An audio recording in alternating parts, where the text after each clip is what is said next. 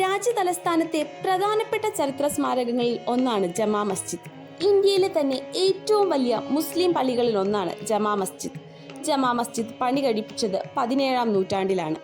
ഹിന്ദു ജൈന വാസ്തുവിദ്യകളുടെ സംഗമ ഭൂമിയാണിവിടെ. മസ്ജിദിന്റെ പടിഞ്ഞാറ് ഭാഗത്ത് ഇത് നന്നായി പ്രകടമാകുന്നുണ്ട്.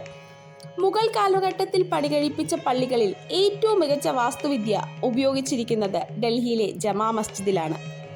നിർമ്മാണത്തിനായി ഉപയോഗിച്ചിരിക്കുന്ന മാർബിളുകളും ചുണ്ണാമ്പ് കല്ലുകളും ഏറ്റവും മികച്ച നിലവാരത്തിലുള്ളവയായിരുന്നു.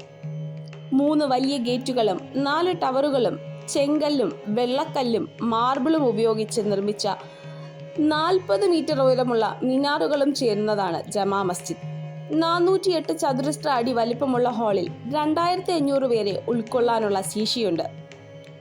പ്രാർത്ഥനാ ഹാളിന് 80 മീറ്റർ നീളവും 90 മീറ്റർ വീതിയുമാണുള്ളത്. മസ്ജിദിന്റെ കോമ്പൗണ്ടിൽ മൊത്തത്തിലായി 85,000 പേരെ ഉൾക്കൊള്ളാനും ഉള്ള വലിപ്പം ഇതിൽ കാണുന്നുണ്ട്. വിശേഷ ദിവസങ്ങളിൽ ഇവിടെ എത്തിയാൽ ഇവിടുത്തെ തിരക്ക് കാണാനാകും.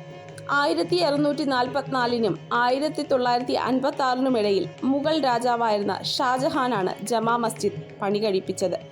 അന്നത്തെ കാലത്ത് 10 ലക്ഷം രൂപയാണ് ഇതിന്റെ നിർമ്മാണത്തിനായി ചെലവായത്.